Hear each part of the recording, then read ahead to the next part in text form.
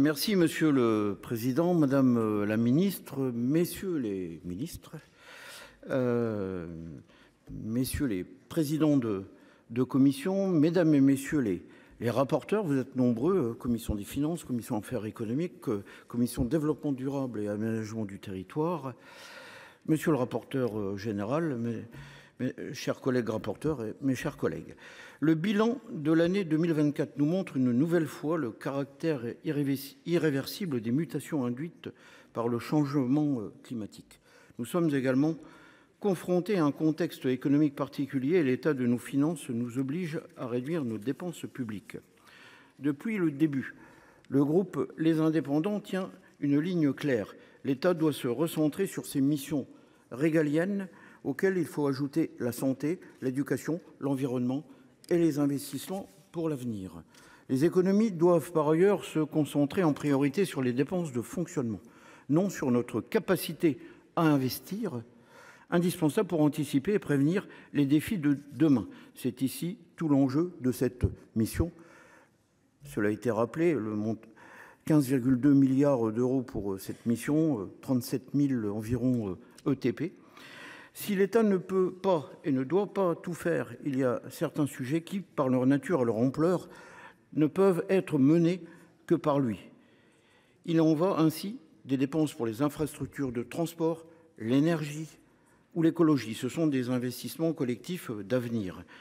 Ainsi, malgré les fortes contraintes qui pèsent sur le budget cette année, les Français ne pourraient comprendre, au vu des derniers événements climatiques majeurs, c'était largement rappelé par les rapporteurs, que les crédits alloués aux actions de cette mission soient fortement réduits.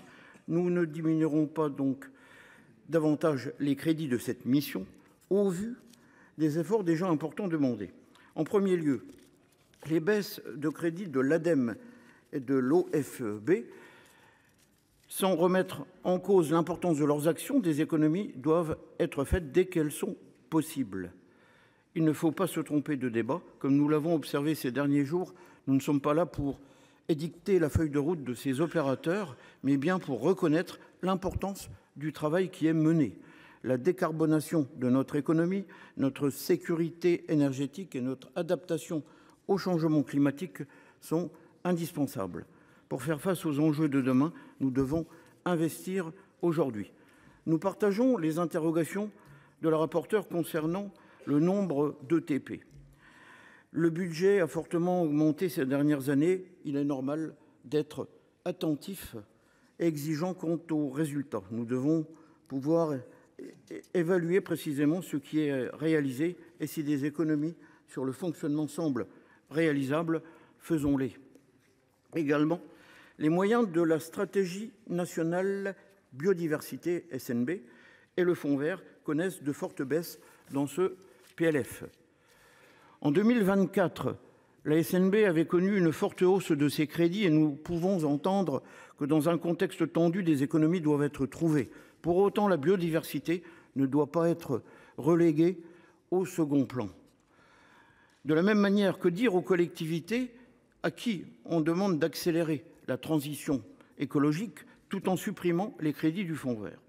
Oui, des économies doivent être trouvées et une stratégie sans doute plus efficace et ciblée doit être définie, mais maintenant un cap clair et stable pour avoir de la visibilité dans nos investissements.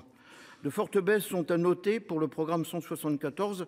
Elles s'expliquent à la fois par le transfert de ma prime Rénov' dans la mission cohésion des territoires, par les moyens en baisse dédiés à l'achat de véhicules propres suite à l'incroyable succès du leasing social en 2024 et du bonus écologique, ou encore par la réforme des modalités d'attribution du chèque énergie. En revanche, concernant les infrastructures, les crédits du programme 203 doivent permettre la continuité du service public, ce qui est un moindre mal, mais les investissements, qu'ils soient de régénération, d'entretien, voire de modernisation, que ce soit la voie d'eau, les routes, les voies ferrées, restent insuffisants au regard de l'état des infrastructures. Nous sommes ici dans le strict nécessaire et nous devons faire plus pour l'avenir.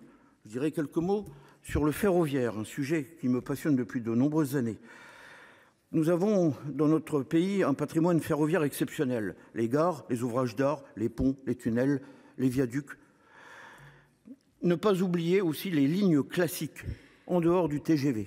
Je crois que ça, c'est réellement important. Le fret capillaire aussi, qu'il convient aussi de soutenir. Le département que je représente, les Ardennes, il y a eu des investissements de fait. Il en reste toujours à faire, notamment ce qui a été fait sur Charleville-Mézières-Givet, je prends l'exemple. Mais après, il faut qu'il y ait une bonne communication entre les TGV et les TER, parce que souvent, on arrive, il n'y a pas forcément de correspondance. Il y a plein de choses à faire. Renforcer les moyens humains dans les trains, renforcer les moyens humains aussi dans les gares pour l'achat de billets. Et ça, nous sommes très attentifs.